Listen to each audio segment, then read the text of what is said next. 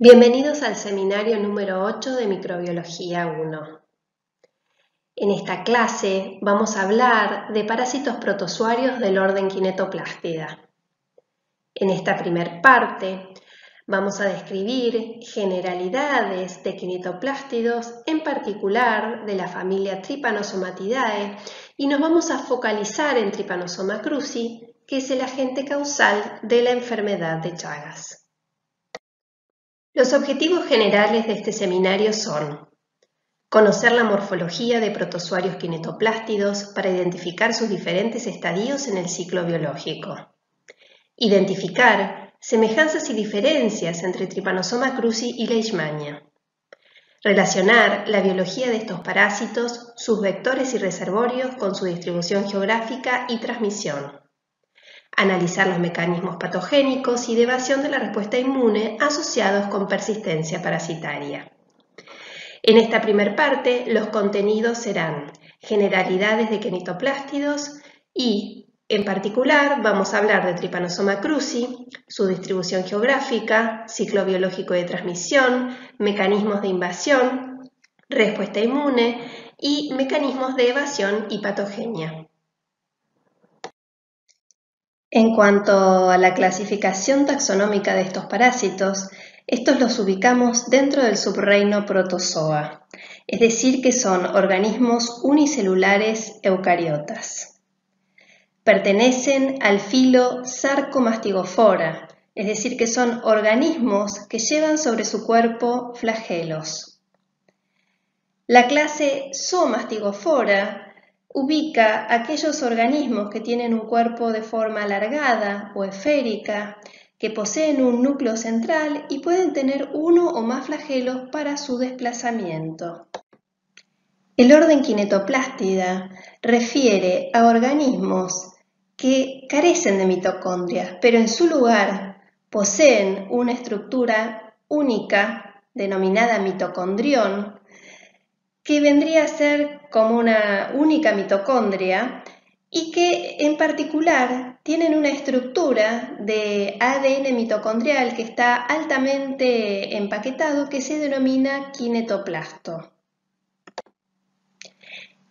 En la imagen podemos observar un tripomastigote de Trypanosoma cruzi teñido con giemsa y que con coloración basófila se tiñe esta estructura del kinetoplasto, que es característica.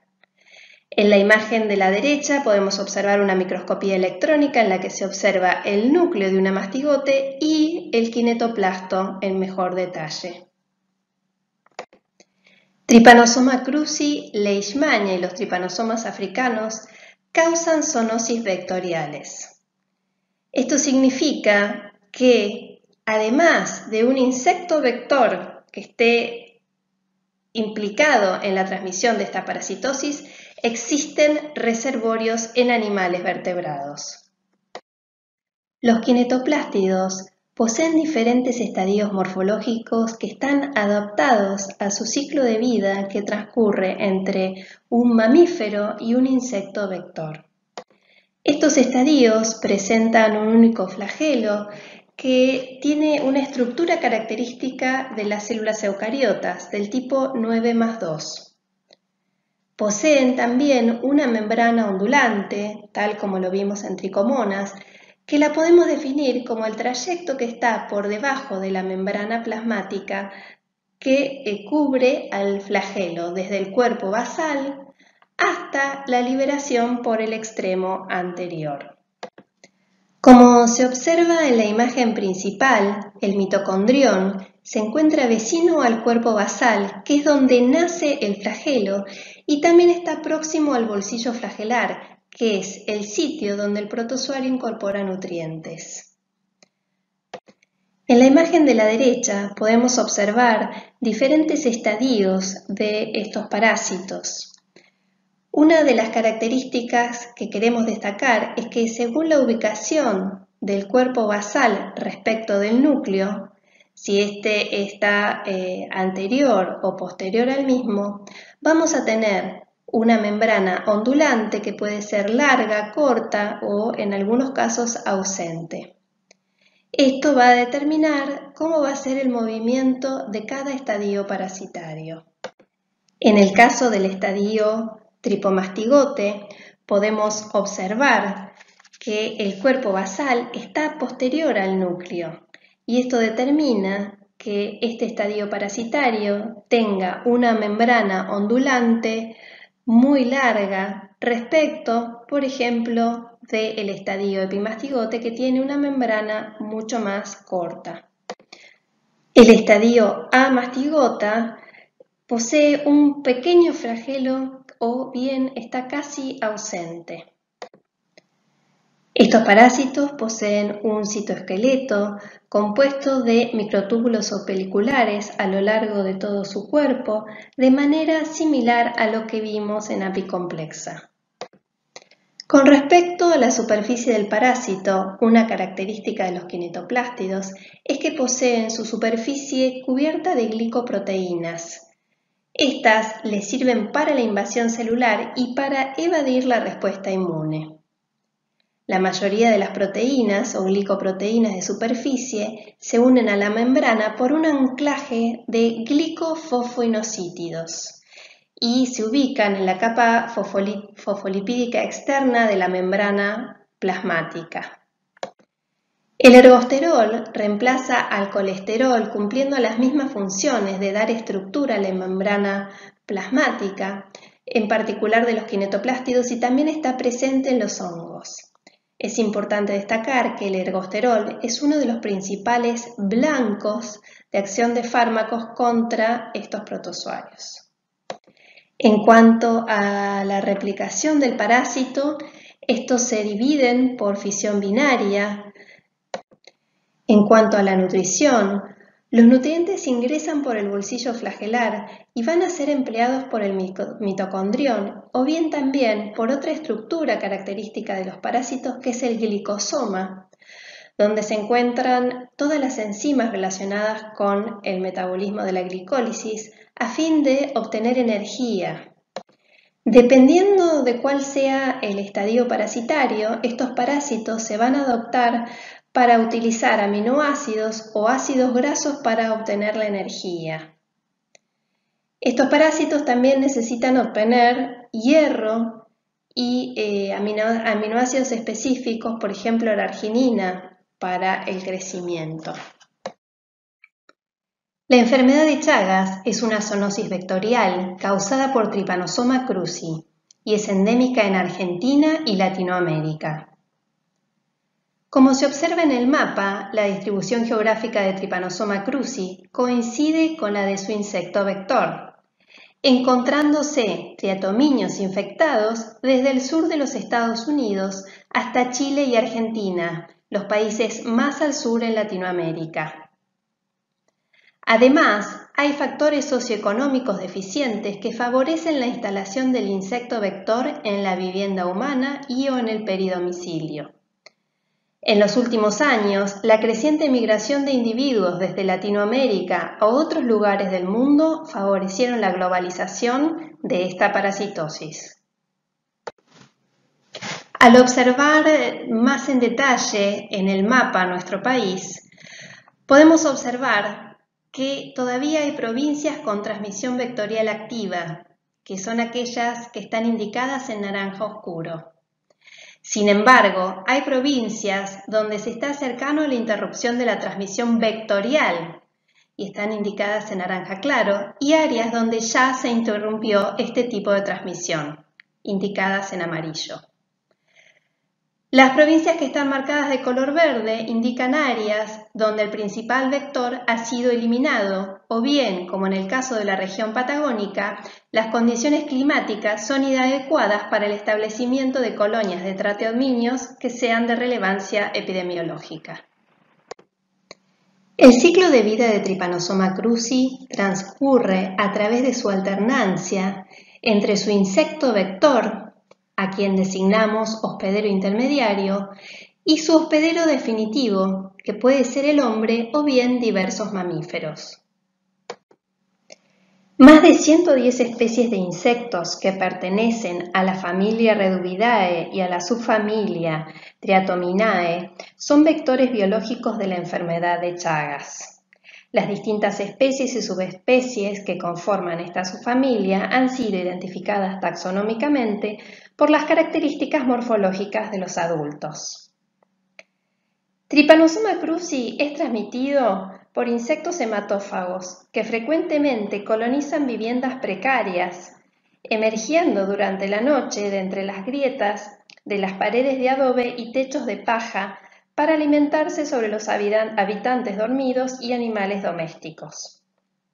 Ejemplos de estos insectos son Pastrongyllus megistus, Triatoma infestans y Rhodium prolixus, entre otros, siendo en nuestro país Triatoma infestans, conocido vulgarmente como vinchuca, el responsable más frecuente de la transmisión vectorial.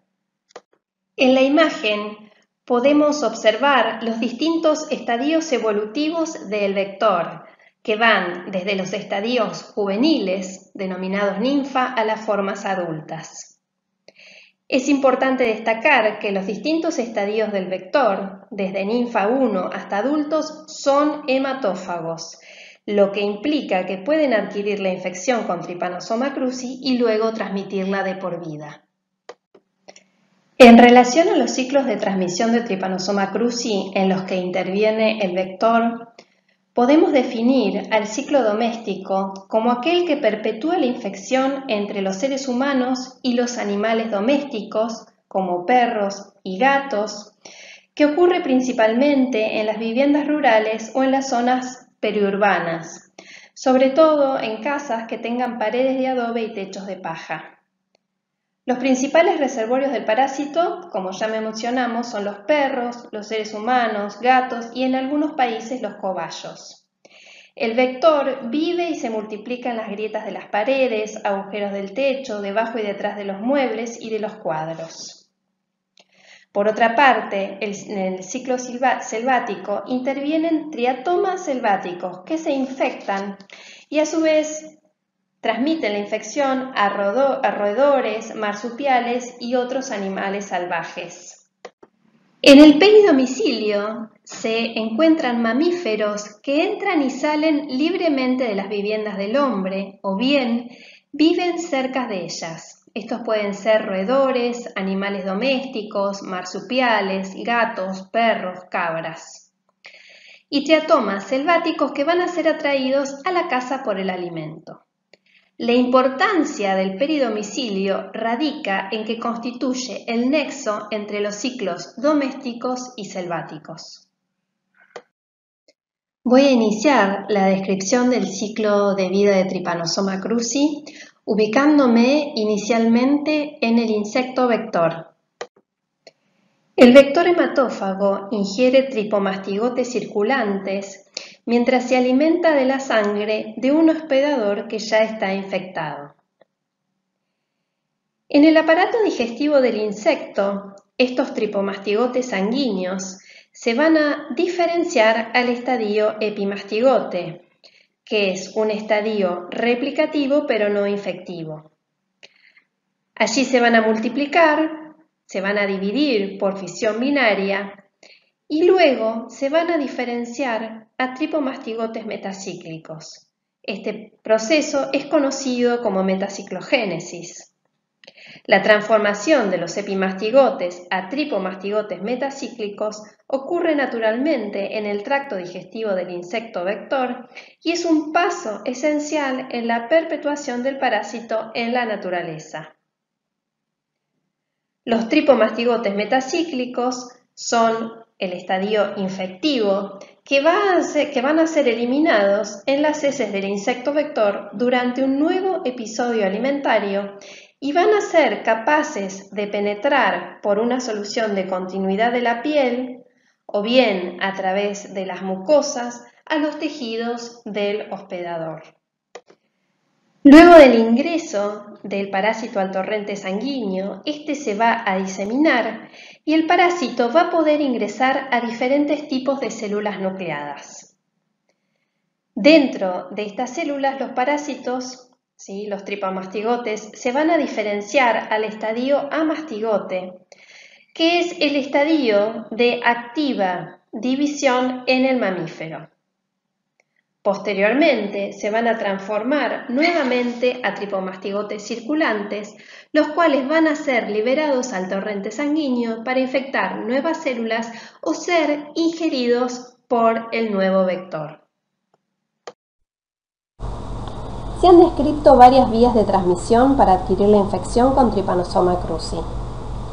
En la vía vectorial, de relevancia en áreas endémicas por la presencia de insectos hematófagos de la familia Triatominae, el elemento infectivo es el tripamastigote metacíclico, presente en las heces del insecto vector que contaminan la piel indemne del hospedero mamífero como acto reflejo de su alimentación.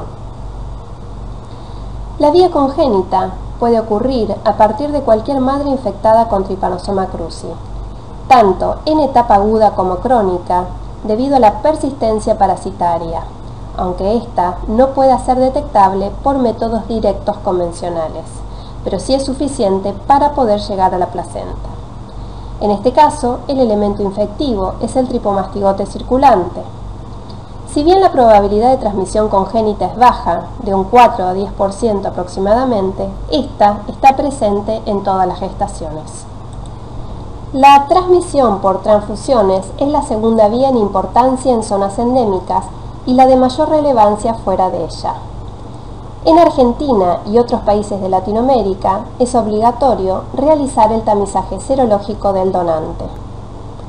En Estados Unidos y Europa constituye un serio problema debido a la alta migración de poblaciones latinas y a la falta de métodos de control en sus bancos de sangre. Actualmente, en Estados Unidos y en Barcelona, se han iniciado controles y, bajo determinadas circunstancias, se descartan las bolsas de donantes con riesgo epidemiológico. La transmisión por trasplante de órganos sólidos se previene evitando aquellos dadores con serología positiva para Trypanosoma cruzi, pero es sabido que esto en la práctica es difícil y la conducta puede variar dependiendo de las distintas situaciones clínicas que se presenten. Lo importante es conocer el estado serológico del dador a fin de evitar una primoinfección por el trasplante y del receptor para evitar o controlar una posible reactivación de amastigotes presentes en el tejido. La vía oral es considerada actualmente por la Organización Mundial de la Salud una enfermedad transmitida por alimentos. Se han presentado casos en Brasil, Venezuela y Colombia por ingesta de bebidas, principalmente jugos de fabricación casera o caña de azúcar exprimida, donde hubo contaminación accidental con deyecciones de vinchucas o directamente con estadios ninfales que contienen tripomastigotes metacíclicos. Se postula que los jugos pueden actuar como caldo de cultivo y que son cepas parasitarias de particular virulencia que toleran el pH gástrico y poseen la capacidad de infectar la mucosa gástrica. La infección aguda que se produce presenta una alta mortalidad en relación a las otras vías. Los accidentes de laboratorio solo ocurren entre el personal de salud o durante tareas de investigación en los laboratorios, donde el personal puede estar expuesto, por lo que se deben tener siempre recaudos en la manipulación del material biológico. Por último, compartir jeringas también es una posible vía para la adquisición de la infección por el contacto de sangre entre distintos individuos. La infección por Trypanosoma cruzi evoluciona en dos fases, aguda y crónica. La fase aguda se caracteriza por la presencia de parásitos en sangre en concentración elevada. Como regla general, se inicia en el momento de adquirir la infección por cualquiera de las vías que hemos descrito. Otras formas de presentación pueden darse, como es la reactivación de una infección crónica en un paciente inmunodeficiente, teniendo algunas similitudes con la fase aguda de la primoinfección.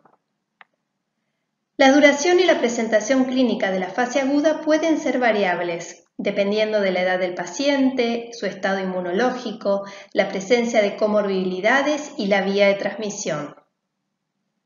La presentación clínica puede ser sintomática, oligosintomática o asintomática, que es la forma clínica más frecuente.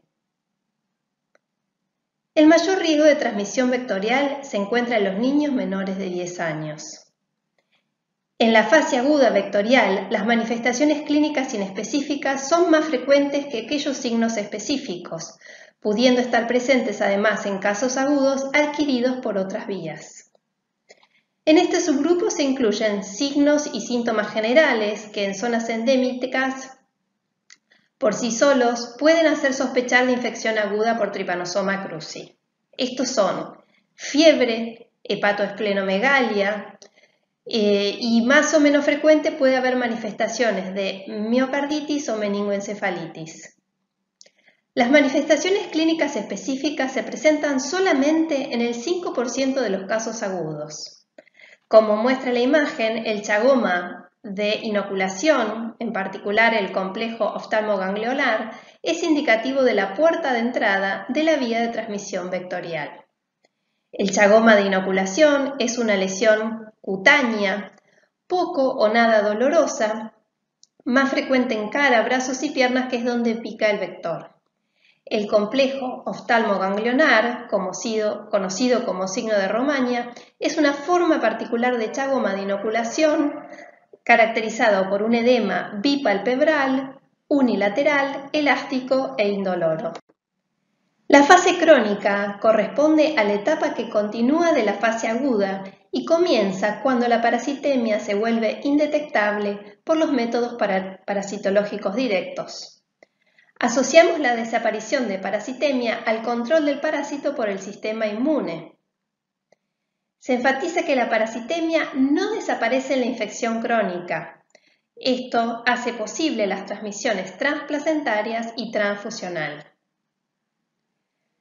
La mayoría de las personas con infección crónica cursan el resto de su vida en forma completamente asintomática, pero aproximadamente el 30% de estas personas desarrollarán lesión de órganos, principalmente a nivel cardíaco o bien digestivo, en un plazo aproximado de 10 a 20 años con signos y síntomas de expresión variada.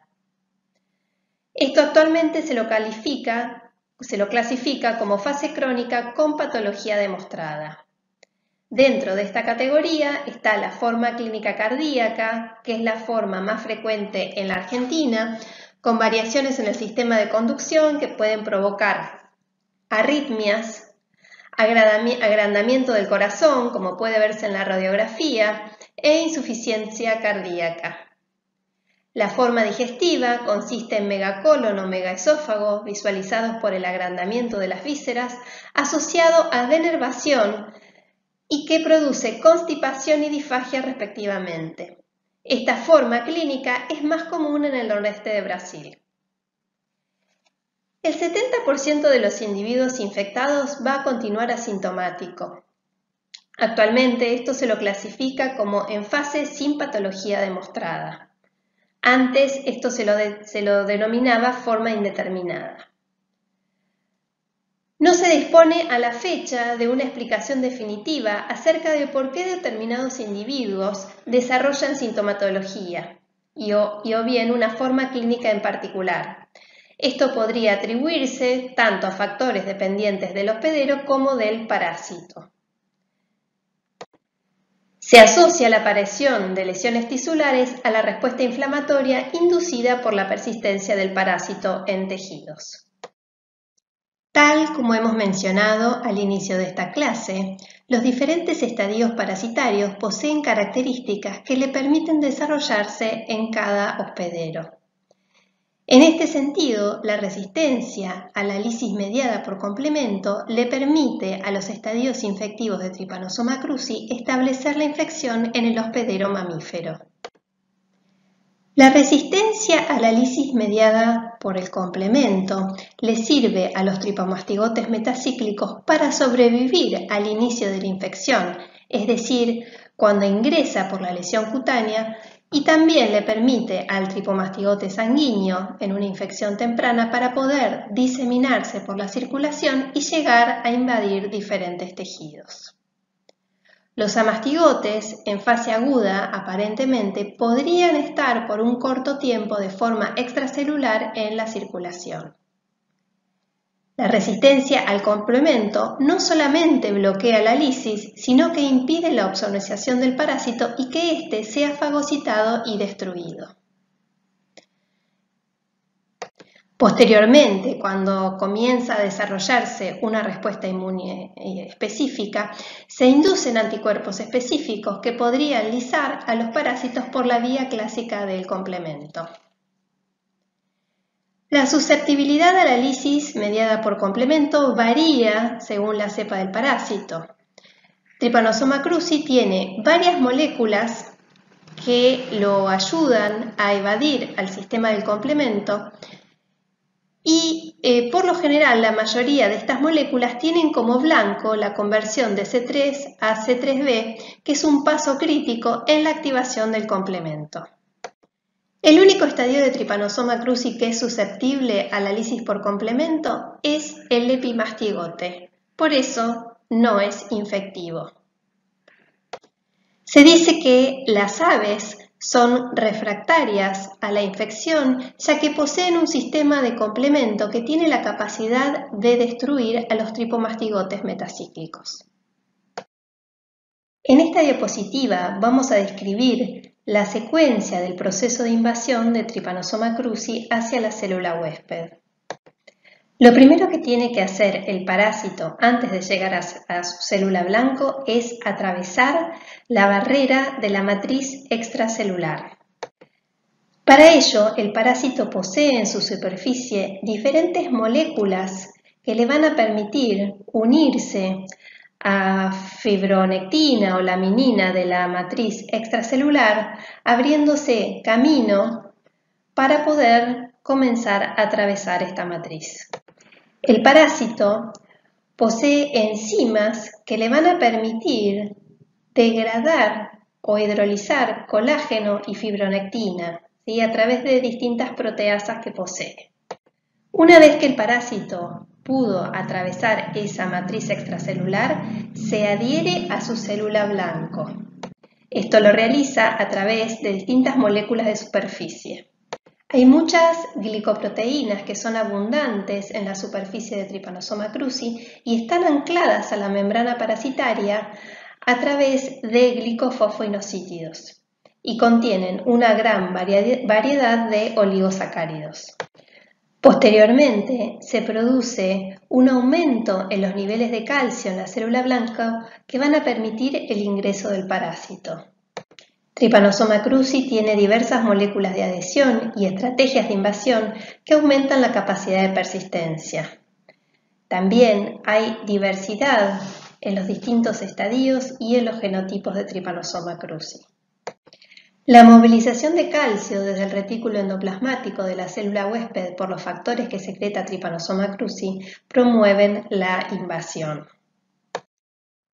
Se han descrito 3 mecanismos que posee Trypanosoma cruzi para ingresar a la célula huésped.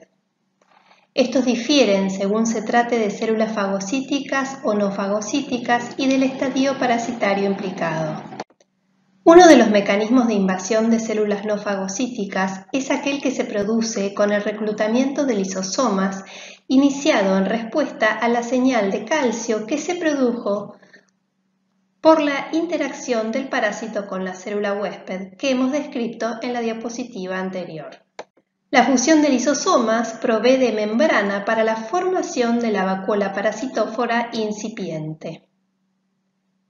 El otro mecanismo de invasión que se ha descrito en células no fagocíticas depende de la acumulación de fosfoinosítidos trifosfato en respuesta a la interacción del parásito con la célula huésped. En este mecanismo participan tanto endosomas tempranos como tardíos para luego interaccionar con los lisosomas, sugiriendo que el parásito adquiere marcadores endocíticos de la célula huésped a fin de asegurarse la adecuada localización intracelular. Con respecto a las células fagocíticas, en estas se produce la expansión de la membrana plasmática dependiente de la movilización de actina de la célula huésped. Los tres mecanismos descriptos van a converger posteriormente en la fusión de lisosomas para la formación de la vacuola parasitófora.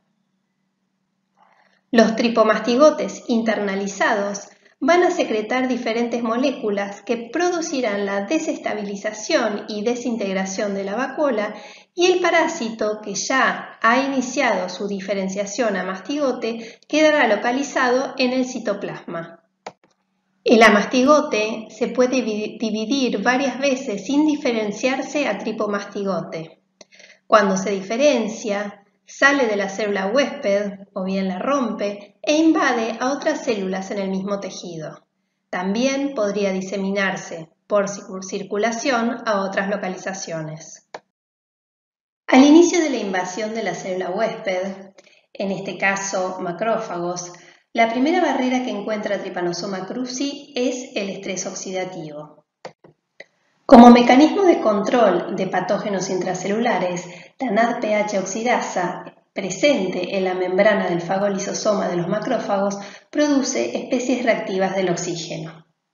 Anión superóxido, que dismuta a peróxido de hidrógeno en los macrófagos residentes no activados durante la infección temprana. Las especies reactivas del oxígeno pueden oxidar el ADN, lípidos y proteínas del parásito. El tripomastigote inicialmente puede resistir la acción de la NADPH oxidasa dentro del fagolisosoma y continuar el ciclo hacia el estadio mastigote. En general, los parásitos kinetoplástidos, como Trypanosoma cruzi, poseen un sistema de detoxificación de especies reactivas del oxígeno. A los parásitos, este mecanismo les sirve, por un lado, para evadir la respuesta inmune y, por otro lado, para poder controlar los propios desechos metabólicos.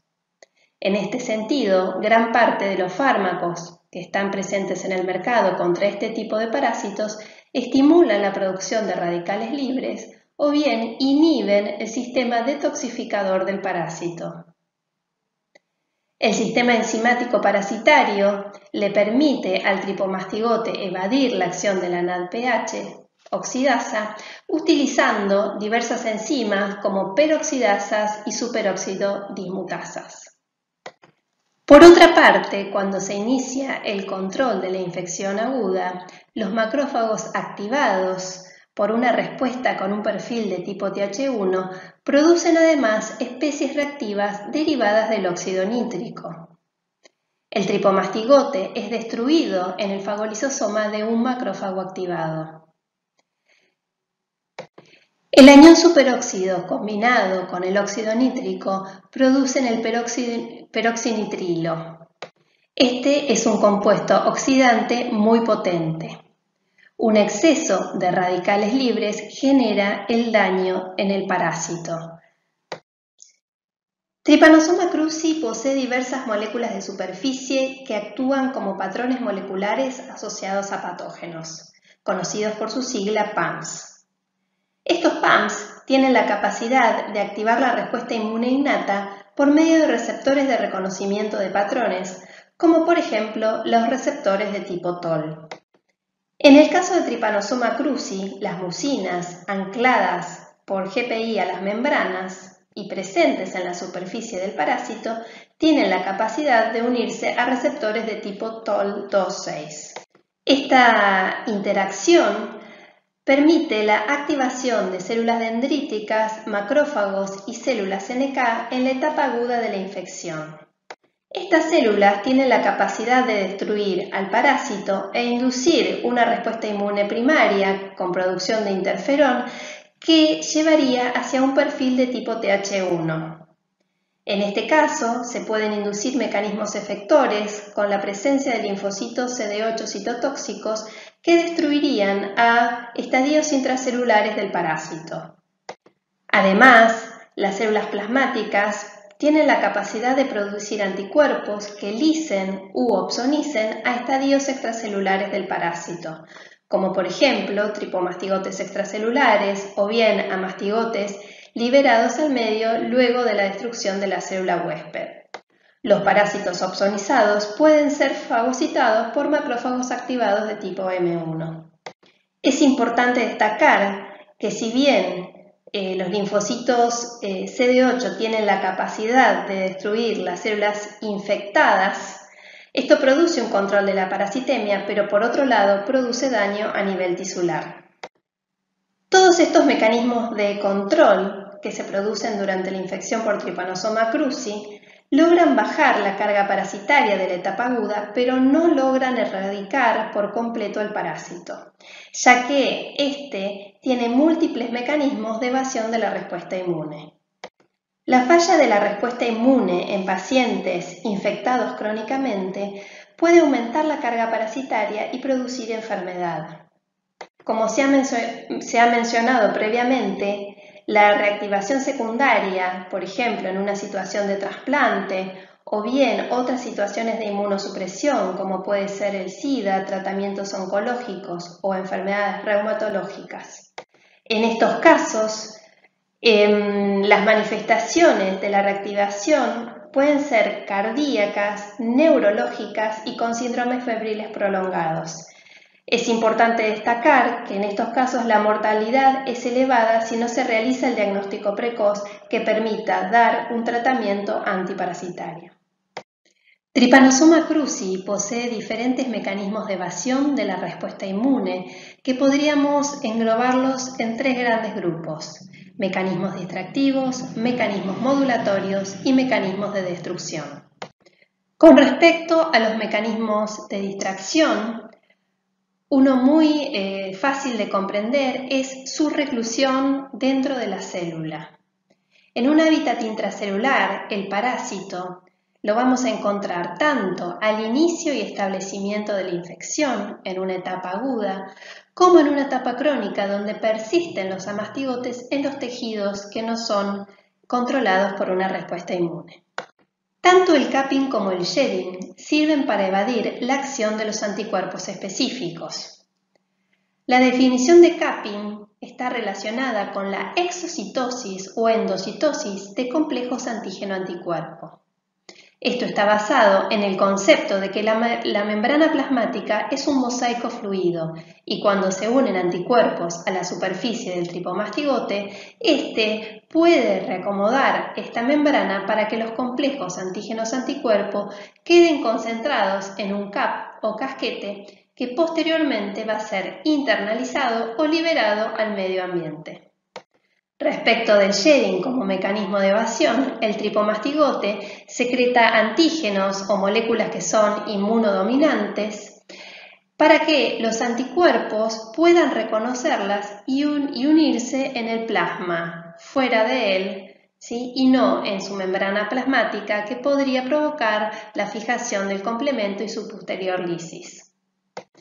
Trypanosoma cruzi posee antígenos que podrían actuar como mitógenos específicos y activar de manera policlonal las células B, induciendo anticuerpos inespecíficos y también la activación de células T con una actividad también inespecífica. De esta forma no habría posibilidades de controlar el parásito. Esta activación policlonal posteriormente se asocia a la inducción de inmunosupresión por agotamiento clonal.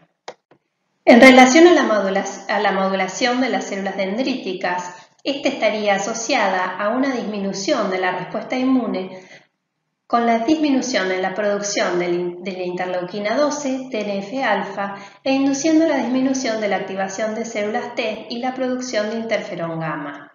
Esto está asociado tanto a la infección parasitaria como a la secreción de antígenos solubles. Además, se ha asociado que la inducción de interleuquina 10 estaría relacionada con la supresión de la activación macrofágica, lo que permite la persistencia parasitaria. Durante la fase aguda de la infección murina por Trypanosoma cruzi, se observa comúnmente una atrofia tímica intensa causada principalmente por el agotamiento de los timocitos inmaduros doble positivos. Este fenómeno involucra no solo la muerte de los timocitos, sino también sus respuestas anormales en la proliferación y migración. La fisiopatogenia de la miocardiopatía chagásica crónica es multifactorial. La hipótesis actual de la patogenia en la enfermedad de Chagas es que la persistencia del parásito en los tejidos se asocia con la inducción de inflamación y consecuentemente de lesiones, mecanismo principal del daño. En este sentido, la lisis de miocardiocitos infectados con amastigotes es consecuencia del ciclo biológico. La respuesta inflamatoria, donde se producen radicales libres, producen daño en los tejidos. Además, hay producción de mediadores que alteran la coagulación, provocando isquemia y daño adicional. Se observan además fenómenos autoinmunes en el proceso infeccioso que también podrían contribuir al daño. Aparentemente, esta contribución colateral también es debida por la persistencia parasitaria. El tejido miocárdico dañado no se regenera y se produce fibrosis como consecuencia de la cicatrización. Esto hace que la contractilidad del corazón no sea la adecuada para compensar su actividad, alargándose las fibras miocárdicas que quedaron y produciendo un agrandamiento de la víscera con insuficiencia cardíaca. El daño denervatorio es común y se asocia con alteraciones en la conducción, incluyendo arritmias.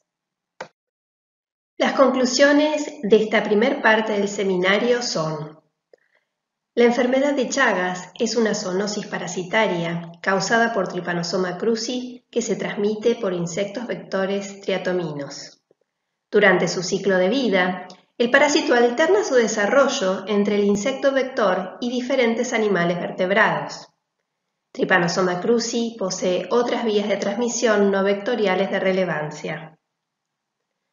La respuesta inmune de perfil Th1 interviene en el control de la infección, pero Trypanosoma cruzi posee mecanismos de evasión de la respuesta inmune que favorecen la persistencia parasitaria, resultando así en infecciones crónicas. La persistencia parasitaria favorece la transmisión al vector y se relaciona con el desarrollo de la patología.